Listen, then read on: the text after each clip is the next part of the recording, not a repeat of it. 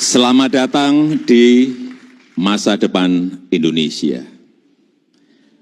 Sudah berkali-kali saya sampaikan bahwa kepindahan ibu kota negara ke Nusantara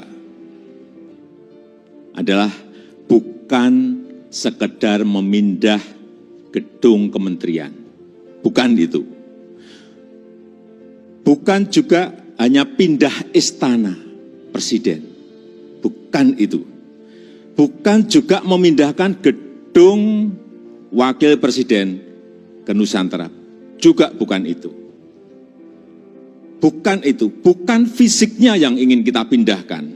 Tetapi yang ingin kita bangun adalah budaya kerja baru, mindset baru, dan IKN sebagai basis ekonomi baru.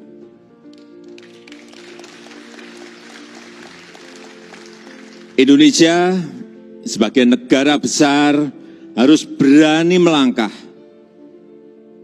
harus berani memiliki agenda besar, berani punya agenda besar. Dan ini untuk kemajuan negara kita, untuk kemajuan bangsa. Dan jika kita tidak berani transformasi dari sekarang sampai kapanpun, kita akan sulit jadi negara maju. Dan untuk keberlanjutan IKN Nusantara, ini juga sudah sering saya sampaikan, Bapak Ibu, sekali lagi, tidak perlu ragu, tidak perlu bimbang. Karena apa? Payung hukumnya itu sudah jelas. Payung hukumnya sudah jelas, yaitu Undang-Undang Nomor 3 Tahun 2022. Dan itu, ini juga kita harus tahu semuanya, itu sudah disetujui 93% dari fraksi-fraksi yang ada di DPR. Loh, kurang apa lagi? Kalau ada yang masih belum yakin, kurang apa lagi? Nanti sampaikan. Kurang apa lagi? Jadi sekali lagi, sudah tidak perlu lagi untuk dipertanyakan. Ini ada Ketua MPR ada di sini, Pak Bambang Susatyo juga. Kembali lagi, kita ingin menghadirkan pembangunan yang Indonesia sentris, bukan Jawa sentris. Karena Indonesia ini bukan hanya Pulau Jawa. Indonesia ini memiliki 17.000 pulau, 514 kabupaten dan kota, 34 provinsi, yang terbentang dari Sabang sampai Merauke, dari Miangas sampai Pulau Rote. Dan ada tapinya, tapi saat ini 58% dari PDB ekonomi kita, dari ekonomi kita terpusat di Pulau Jawa, 58%. Kemudian populasi 56% atau sekitar 149 juta penduduk kita ada di Pulau Jawa, bermukim di Pulau Jawa. Betapa Pulau Jawa ini sangat terbebani dengan jumlah yang sangat besar itu. Itulah kenapa sering saya sampaikan, Indonesia perlu keadilan ekonomi. Sekali lagi ada 17.000 pulau, bukan hanya satu pulau. Perlu kesetaraan pembangunan, perlu pemerataan pembangunan.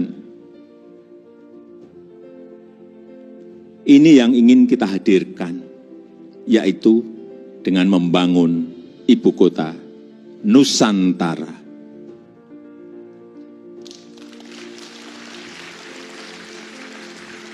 Nusantara adalah kota pintar masa depan yang berbasis hutan dan alam. Belum ada di dunia, belum ada. Tolong dicarikan, belum ada. Ini yang membedakan, ini yang nanti menjadi diferensiasi ibu kota kita dengan ibu kota negara-negara lain. 70% areanya nanti adalah area hijau. Lahan yang digunakan untuk membangun IKN, ini awalnya adalah hutan produksi. Jangan ada yang keliru bahwa ini hutan alam, bukan. Hutan produksi. Monokultur, artinya di situ hanya ada satu jenis pohon. Dan saya tahu betul pohonnya itu apa. Pohon eukaliptus yang dipakai untuk pulp. Dan ditebang setiap 6-7 tahun. Jangan ada nanti isu merusak hutan. Itu hutan produksi yang setiap 6 tahun, 7 tahun ya ditebang. Ini yang kita ingin kembalikan, justru nantinya ingin kembali jadi hutan heterogen dengan pohon asli dan endemik dari Kalimantan. Sehingga kita harapkan nanti menjadi hutan hujan tropis lagi, tropical rainforest lagi di Kalimantan. Untuk itu, yang kita siapkan pertama kali di sana adalah pusat persemaian yang sudah mulai kita bangun di bulan Juni 2022. Luas lahan persemaian ada kurang lebih 16 hektar dengan embung 7 hektar. Kita harapkan selesai nanti di awal tahun 2022. Yang kapasitas bibitnya setiap tahun bisa menghasilkan kira-kira 15 juta bibit per tahun. Ini yang akan kita pakai untuk menghijaukan Kalimantan. Supaya Bapak Ibu ingat, saya dari kehutanan.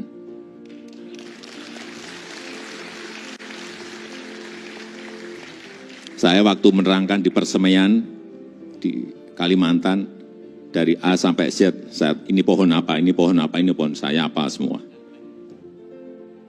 Dan 80% sumber energinya adalah berasal dari renewable energy. Mobil di sana nanti harus mobil listrik. Kemudian 80% transportasinya adalah transportasi umum, autonomous vehicle, tanpa awak dan tanpa sopir. Jadi yang kita hargai di sana adalah pejalan kaki, yang kita hargai di sana adalah orang yang senang naik sepeda. 10 minutes city, jarak tempuh kemana-mana itu ada dalam 10 menit. Sekali lagi, inilah showcase transformasi Indonesia. Showcase perubahan peradaban Indonesia. Dan budaya kerja yang ingin kita bangun di IKN Nusantara adalah budaya kerja produktif. Itu harus didukung oleh tata kelola yang baik, didukung oleh manajemen yang baik, didukung oleh implementasi teknologi yang mumpuni. Smart living, smart city, layanan masyarakat lewat aplikasi, akte lahir, akte nikah lewat HP, paperless, ini yang ingin kita bangun. Jadi Nusantara adalah masa depan Indonesia.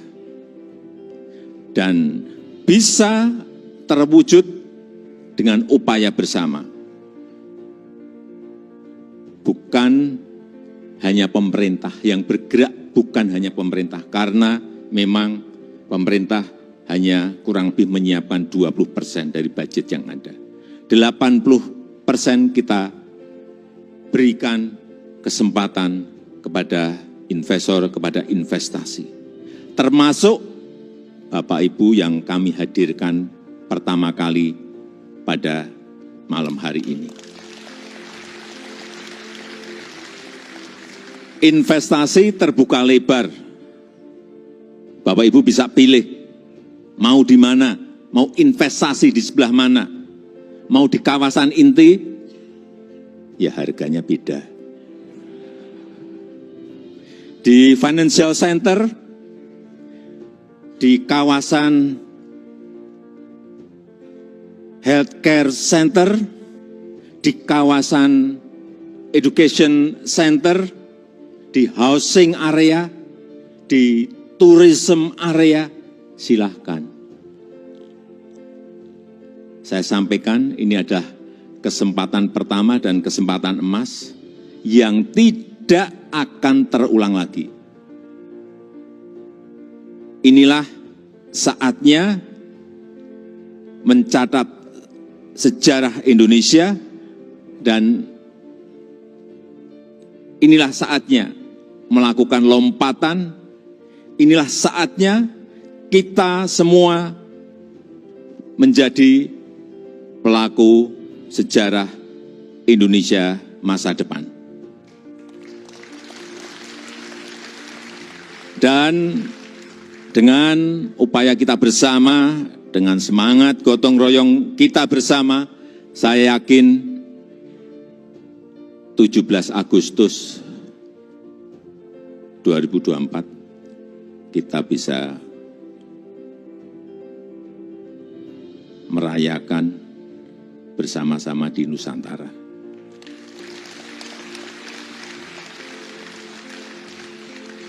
Terima kasih.